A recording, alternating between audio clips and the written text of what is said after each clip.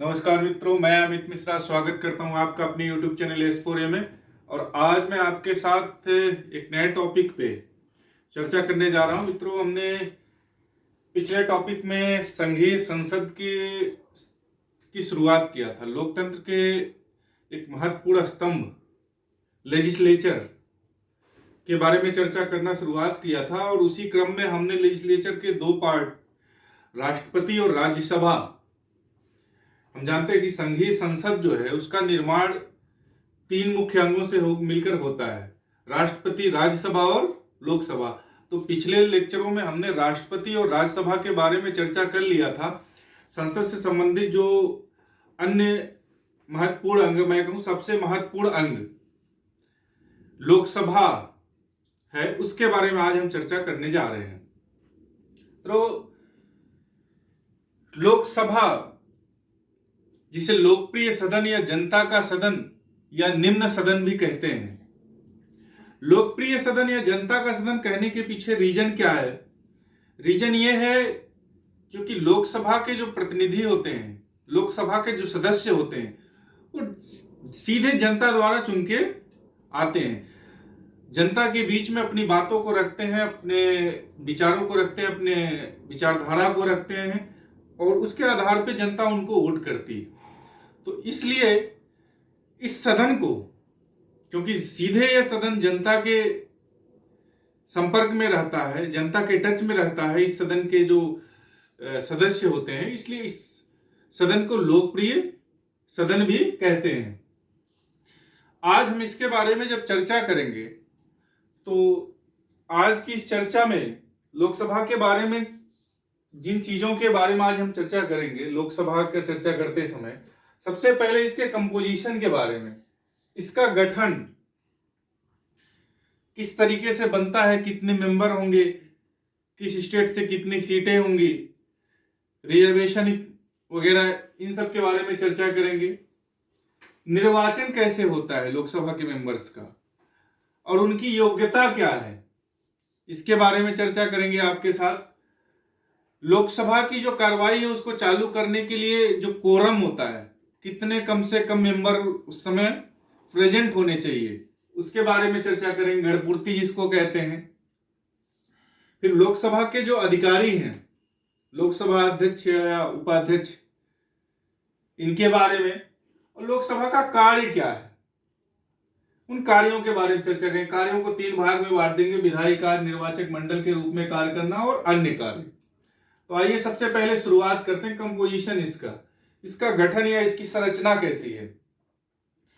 जब इसकी संरचना की हम बात करते हैं तो भारतीय संविधान के अनुच्छेद 81 आर्टिकल 81 के अंतर्गत लोकसभा के संरचना के बारे में चर्चा की गई है, लोकसभा के गठन के बारे में चर्चा की गई है और बताया गया जो लोकसभा है, लोकसभा के जो मेंबर्स हैं उनकी अधिकतम जो संख्या है वो 552 हो सकती है। कितनी? 552। फिलहाल जो वर्तमान में जो संख्या है वो 545 है। अच्छा, इस 545 में भी तीन तरीके के मेंबर्स में हम बांट सकते हैं। वो मेंबर जो राज्यों से चुन के आते हैं, वो मेंबर जो संघ शासित क्षेत्रों से चुन के आते हैं, और दो सदस्य जो आंग्ल भारतीय समुदाय से होते हैं और राष्ट्रपति द्वारा मनोनीत किए जाते हैं। राज्य, जो भारत के जो राज्य हैं, स्टेट्स हैं, उनसे 545 में 530 मेंबर जो हैं वो राज्यों से चुन के आते हैं। 13 सदस्य जो हैं संघ शासित क्षेत्रों से और दो सदस्य आंग्ल भारतीय समुदाय से राष्ट्रपति द्वारा मनोनीत किए जाते हैं। इसके साथ ही सामाजिक न्याय का ध्यान रखते हुए, हर वर्ग का ध्यान रखते हुए भारतीय संविधान में आरक्षण की भी व्यवस्था की गई है। आर्टिकल 333 के अंतर्गत अनुसूचित जाति एवं जनजाति के लोगों को लोकसभा में आरक्षण की व्यवस्था की गई है। उसके अलावा आर्टिकल 331 के अंतर्गत आंग्ल भारतीय समुदाय के लोगों को भी प्रतिनिधित्व देने की बात की गई है लोकसभा में। तो इस तरीके से हमने लोकसभा का कंपोजिशन कैसे है, लोकसभा का गठन कैसे, लोकसभा कैसे हुआ, संरचना कैसी, उसके बारे में चर्चा किया। अब आइए हम चर्चा करते हैं निर्वाचन कैसे होता है। जब हम राज्यसभा के बारे में पढ़ रहे थे तो हमने बोला अप्रत्यक्ष रूप से चुने जाते हैं। संसद जो राज्यसभा के जो सदस्य होते अप्रत्यक्ष रूप से चुने जाते हैं राज्य के विधानसभाओं के निर्वाचित सदस्यों द्वारा। यहां वैसा नहीं है। यहां जो लोकसभा के सदस्य हैं वो वयस्क मताधिकार के आधार पर जनता द्वारा सीधे चुने जाते हैं। मतलब कोई भी व्यक्ति जिसने 18 साल की उम्र पूरी कर लिया हो, वह भारत का नागरिक हो और निर्वाचक नामावली में जो वोटर लिस्ट है उसमें उसका नाम दर्ज हो, तो वो व्यक्ति लोकसभा के सदस्य को चुनने की योग्यता रखता है और उसके द्वारा लोकसभा के सदस्यों का चुनाव होगा। लोकसभा के सदस्यों की योग्यता क्या होती है? कौन कौन से व्यक्ति जो है लोकसभा का चुनाव लड़ सकते हैं? तो सबसे पहली योग्यता जो होती है वो भारत का नागरिक होना चाहिए। भारत का नागरिक हो, किसी लाभ के पद पे ना हो और 25 वर्ष की आयु पूरा कर चुका हो। 25 वर्ष की आयु पूरा कर चुका हो। इसके अलावा संसद द्वारा जो भी नियम बनाए गए हों, चुनाव आयोग द्वारा जो भी नियम बनाए गए हों, उनको उस योग्यता को पूरा करता हो। इसके अलावा अब चुनाव के बाद इनकी जो लोकसभा की जो कार्रवाई होगी, लोकसभा की कार्रवाई चलाने के लिए कितने मेंबर कम से कम उपस्थित होने चाहिए? गणपूर्ति जिसको बोलते हैं, कोरम बोलते हैं। गणपूर्ति क्या होगी? देखिए, लोकसभा के बारे में जब हम चर्चा करते हैं उसकी गणपूर्ति में, राष्ट्रपति क्या करता है, साल में कम से कम दो बार लोकसभा के सत्र को बुलाता है। लोकसभा के सत्र को बुलाता है। उसमें इस बात का ध्यान रखना होता है कि जो पहला सत्र हो उसकी अंतिम बैठक और जो उससे अगला सत्र हो उसकी पहली बैठक के बीच 6 महीने से ज्यादा का गैप नहीं होना चाहिए। 6 महीने से ज्यादा का गैप नहीं होना चाहिए।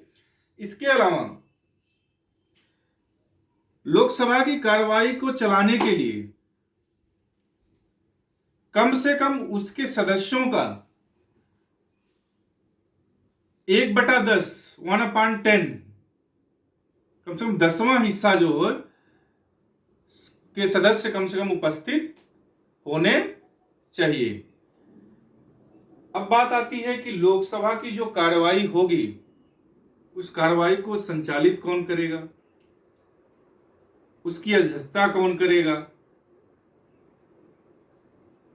कौन से ऐसे अधिकारी हैं जो कि उस कार्रवाई को प्रॉपर तरीके से चलाएंगे, लोकसभा को प्रॉपर तरीके से चलाएंगे। तो इसके बारे में जब चर्चा करते हैं तो लोकसभा अध्यक्ष और लोकसभा का उपाध्यक्ष 2 अधिकारी हैं। लोकसभा के ये 2 अधिकारी हैं जिनके माध्यम से लोकसभा की कार्रवाई का संचालन किया जाता है। लोकसभा अध्यक्ष और उपाध्यक्ष का काम होता है लोकसभा में जो भी विषय आए उन पे चर्चा कराना, जो विधेयक आए उन पे वोटिंग कराना, ऐसा कोई भी विषय आए उस पे वोटिंग कराना, वोटिंग करा करके उस पे निर्णय देना, या जब कभी दोनों पक्ष और विपक्ष में बराबर मत पड़ जाए तो उस निर्णायक मत देना, सदस्यों को बोलने की अनुमति देना, काम रोको प्रस्ताव से संबंधित अधिकार, इसके अलावा कोई भी संसद की जो भाषा है, अनुशासन से संबंधित जो बातें हैं, इस सब लोकसभा अध्यक्ष डील करता है। कोई भी विधेयक धन विधेयक है कि नहीं है इसके बारे में भी लोकसभा अध्यक्ष निर्णय लेता है। इसके साथ साथ जब राज्यसभा और लोकसभा के बीच किसी विधेयक पे मतभेद की स्थिति हो जाए तो जो संयुक्त सत्र बुलाया जाता है, उस संयुक्त सत्र की भी अध्यक्षता कौन करता है? लोकसभा का अध्यक्ष करता है। संसद के जो सदस्य होते हैं, संसद के सदस्य अपने सदस्यों में से ही किसी एक व्यक्ति को लोकसभा का अध्यक्ष और एक व्यक्ति को लोकसभा का उपाध्यक्ष चुनते हैं। लोकसभा अध्यक्ष और उपाध्यक्ष कहां से चुन के आते हैं? अपने सदस्यों में से ही लोकसभा के जो सदस्य होते हैं, एक व्यक्ति को लोकसभा का अध्यक्ष चुनते हैं और एक व्यक्ति को लोकसभा का उपाध्यक्ष चुनते हैं। लोकसभा अध्यक्ष की अनुपस्थिति में लोकसभा का उपाध्यक्ष जो होता है, लोकसभा के अध्यक्ष की जो सारे दायित्व हैं उनका निर्वहन करता है। इनका कोई स्पेशल, कोई अलग से शपथ नहीं होता, क्योंकि ये अपनी जो शपथ लेते हैं लोकसभा के सदस्य के रूप में पहले ही शपथ ले चुके होते हैं। तो लोकसभा अध्यक्ष के रूप में कोई शपथ नहीं लेते, बल्कि एक लोकसभा के सदस्य के रूप में ये शपथ लेते हैं। लोकसभा का अध्यक्ष उपाध्यक्ष को इस्तीफा देकर के त्याग पत्र दे सकता है और उपाध्यक्ष अध्यक्ष को इस्तीफा देकर त्याग पत्र दे सकता है। यदि लोकसभा के जो सदस्य हैं वो चाहें बहुमत से एक प्रस्ताव पारित कर दें और प्रस्ताव पारित करके इनको हटाना चाहें तो लोकसभा अध्यक्ष और उपाध्यक्ष को उनके पद से हटा सकते हैं। लोकसभा अध्यक्ष और उपाध्यक्ष का जो पद होता है वो केंद्रीय मंत्री के दर्जा का पद होता है, केंद्रीय मंत्री का दर्जा प्राप्त होता है। ये केंद्रीय मंत्री को जो सुविधाएं मिलती हैं, सारी सुविधाएं इनको प्राप्त होती हैं। तो इस तरीके से हमने लोकसभा अध्यक्ष और उपाध्यक्ष के बारे में जाना, उनके कार्यों के बारे में जाना। अब आता है कि लोकसभा का कार्य क्या है। लोकसभा का कार्य क्या है? देखिए, हम जान रखते हैं कि जो संसद होता है, संसद का कार्य क्या होता है। यूनियन लेजिस्लेचर, जो संघीय संसद होता है, संघीय व्यवस्थापिका होती है, उसका कार्य क्या होता है। संघीय व्यवस्थापिका का सबसे महत्वपूर्ण कार्य क्या होता है? वो कार्य होता है कानून बनाने का, कानून बनाने का। क्योंकि लोकसभा संसद का एक महत्वपूर्ण अंग है, बल्कि मैं कहूं सबसे महत्वपूर्ण अंग है। तो इसका भी कार्य क्या है? सबसे महत्वपूर्ण कार्य है कानून बनाने में अपनी भूमिका निभाना। उसके अलावा भी कुछ कार्य हैं जो लोकसभा करता है, जो लोकसभा द्वारा किया जाता है। तो सबसे पहले हम इसके विधायी अधिकार, जो कानूनी अधिकार हैं, कानून बनाने से संबंधित जो अधिकार हैं, उनके बारे में चर्चा करेंगे। और हम जानते हैं कि जो विधेयक होते, जो कानून होते हैं, जो विधेयक होते हैं, 3 तरीके के होते हैं: साधारण विधेयक, वित्त विधेयक और संविधान संशोधन विधेयक। सबसे पहले हम जानेंगे साधारण विधेयक के संबंध में लोकसभा का क्या अधिकार है। देखिए, साधारण विधेयक के संबंध में जब हम चर्चा करेंगे तो लोकसभा कोई भी साधारण विधेयक बिना लोकसभा से पारित हुए कानून नहीं बन सकता है। बिना लोकसभा से पारित हुए कानून नहीं बन सकता है। कोई भी साधारण विधेयक लोकसभा में प्रस्तावित किया जा सकता है और प्रस्तावित किए जाने के बाद लोकसभा से पास होना भी जरूरी है। अगर कभी ऐसी परिस्थिति आ जाए कि किसी विधेयक, साधारण विधेयक को लेकर के लोकसभा और राज्यसभा में मतभेद की स्थिति हो, तो अनुच्छेद 108 के अंतर्गत, अनुच्छेद 108 के अंतर्गत राष्ट्रपति संयुक्त सत्र बुला सकता है। संयुक्त सत्र का प्रावधान है अनुच्छेद 108 के अंतर्गत। और उस संयुक्त सत्र की अध्यक्षता कौन करेगा? लोकसभा का अध्यक्ष करता है। अब क्योंकि सदस्यों की संख्या के आधार पर लोकसभा जो है राज्यसभा से ज्यादा संख्या रखता है, इसलिए आमतौर पर जब हम संयुक्त सत्र बुलाते हैं तो फैसला ज्यादातर लोकसभा के सदस्यों के पक्ष में जाता है। मतलब लोकसभा के सदस्य जिस बात को चाहते हैं, वोटिंग उसके फेवर में ज्यादा होती है। तो इस तरीके से हम जानेंगे साधारण विधेयक के संबंध में क्या है। लोकसभा का अधिकार राज्यसभा की तुलना में ज्यादा है, थोड़ा ज्यादा है। अब आइए वित्त विधेयक। वित्तीय मामलों में क्या स्थिति है? देखिए, वित्तीय मामलों में लोकसभा का पल्ला बिल्कुल ही भारी है। राज्यसभा का जो अधिकार है वित्तीय मामलों में बहुत कम है। कोई भी जो धन विधेयक होता है वो राज्यसभा में प्रस्तावित नहीं किया जा सकता। धन विधेयक लोकसभा में ही प्रस्तावित किया जा सकता है। कोई भी विधेयक धन विधेयक है कि नहीं है, इसका निर्णय भी लोकसभा का अध्यक्ष करता है। उसके बाद राज्यसभा में लोकसभा में प्रस्तावित किए जाने के बाद धन विधेयक जब राज्यसभा में जाता है तो राज्यसभा को मात्र 14 दिन तक उस विधेयक को अपने पास रखने का अधिकार होता है। कितने दिन? मात्र 14 दिन।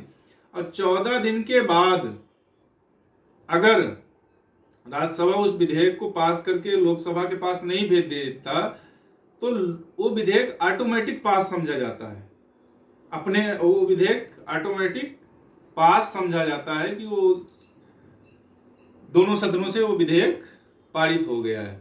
इसके अलावा जो वार्षिक बजट होता है, जो वित्तीय अनुदान होते हैं, जो वित्तीय मांगे होती, सारी कहाँ रखी जाती है? लोकसभा में रखी जाती है। तो वित्तीय मामलों में क्या है, लोकसभा राज्यसभा से बहुत ज्यादा अधिकार रखता है, राज्यसभा का अधिकार बहुत कम है। संविधान संशोधन विधेयक, तीसरा टाइप का जो विधेयक है संविधान संशोधन विधेयक। यहां पे क्या है कि संयुक्त सत्र का प्रावधान नहीं है। मतलब संविधान संशोधन विधेयक को लोकसभा और राज्यसभा दोनों से अलग अलग पारित होना आवश्यक है। तो संविधान संशोधन के विधेयक में भी क्या है, लोकसभा से पारित होना बहुत जरूरी है। संविधान संशोधन विधेयक 2/3 बहुमत से, लोकसभा के सदस्यों के 2/3 बहुमत से पारित होना आवश्यक है। इसके अलावा लोकसभा के जो सदस्य हैं एक निर्वाचक मंडल के रूप में काम करते हैं।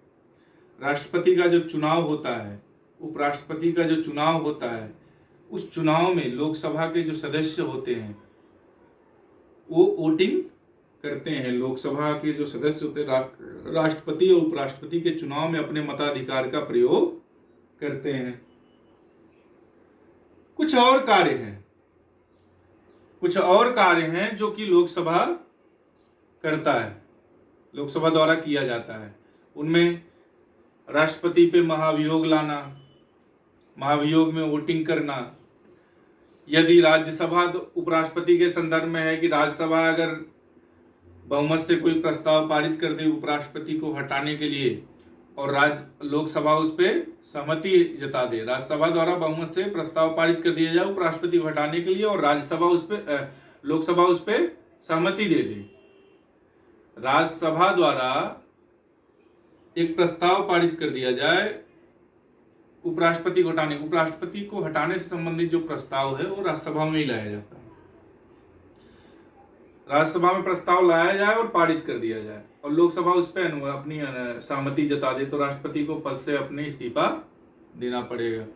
इसके अलावा उच्चतम न्यायालय और उच्च न्यायालय के जो न्यायाधीश हैं